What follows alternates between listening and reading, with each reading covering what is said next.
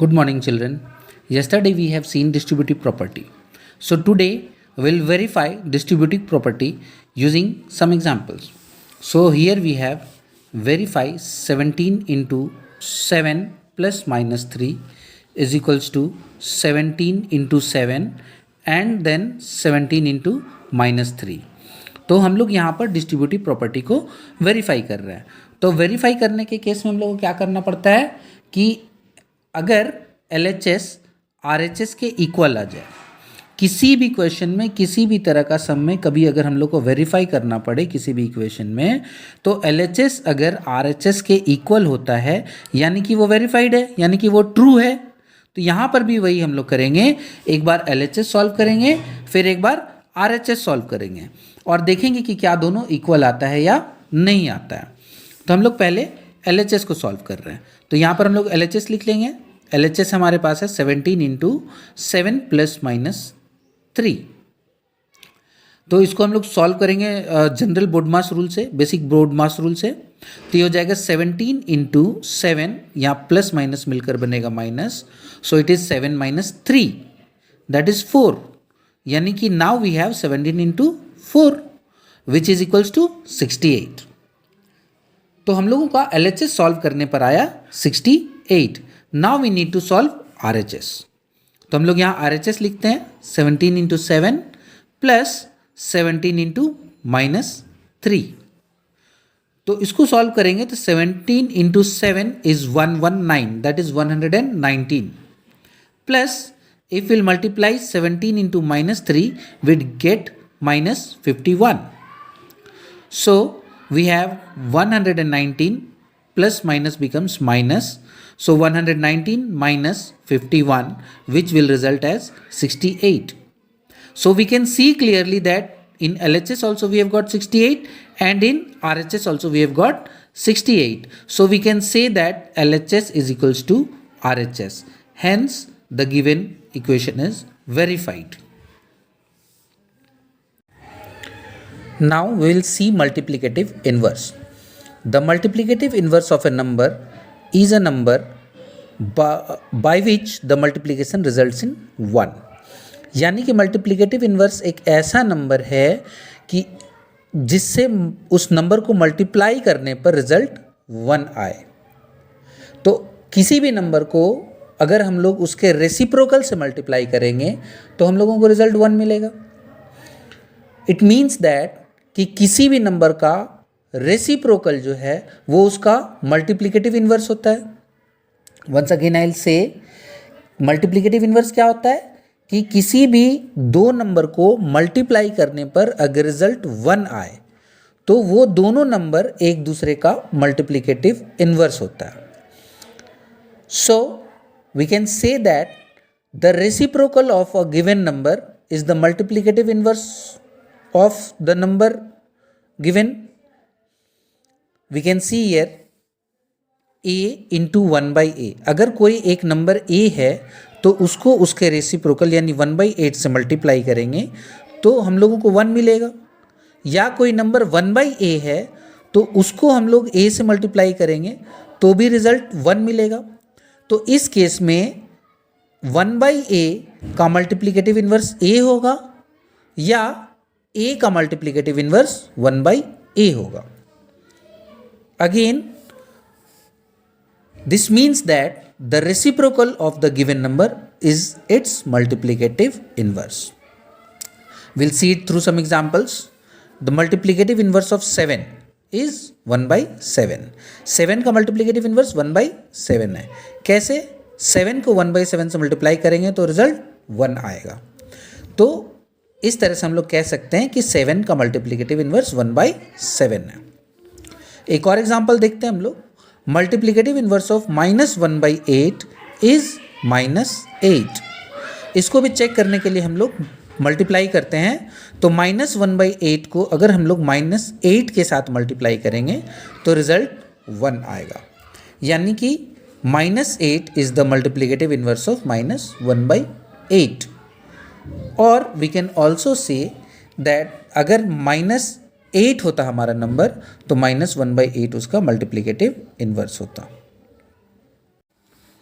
Next question is determine the integer whose product with -1 is 23। तो हम लोगों को एक ऐसा नंबर बताना है जिसका प्रोडक्ट -1 के साथ 23 होता है। तो मान लेते कि हम लोग कि वो ऐसा इंटीजर x है, let the integer b equals to x। तो दोनों को मल्टीप्लाई करेंगे, x into -1 will get 23 as the result. Solve करेंगे तो x का वैल्यू मिलेगा 23 by -1, that is x is equals to -23। यानी -23 को -1 के साथ मल्टीप्लाई करेंगे, will get 23 as the result. इसको वेरीफाई कर देते हैं एक बार। तो वेरीफाई करने के लिए हम लोग -1 के साथ -23 को मल्टीप्लाई करेंगे तो will get 23 minus plus that is 23। Next question हम लोग का यूजिंग कन्वीनियंट ग्रुपिंग इवेल्युएट, यानी कि जो नंबर्स हम लोगों को इवेल्युएट करने के लिए यहाँ पर दिया हुआ है उन सभी नंबर्स को हम लोग पहले सर्टेन ग्रुप्स बनाएंगे उन सभी नंबर्स का, और फिर अपने अकॉर्डिंग आंसर को हम लोग फाइंड करेंगे। देखिए यहाँ पर हम लोग का क्वेश्चन है 97 इंटू 25 इंटू -2 इंटू -4। तो हम लोग अगर इसको सोचे तो इतना कुछ इसमें बहुत दिमाग लगाने का काम नहीं है। इसको हम लोग चाहेंगे तो डायरेक्टली हम लोग मल्टीप्लाई करके आंसर फाइंड कर सकते हैं। पहले 97 को 25 से मल्टीप्लाई करेंगे, फिर जो रिजल्ट आएगा उसको -2 से मल्टीप्लाई करेंगे, और फिर जो रिजल्ट आएगा उसको -4 से मल्टीप्लाई करेंगे, तो भी हम लोगों का आंसर मिल जाएगा।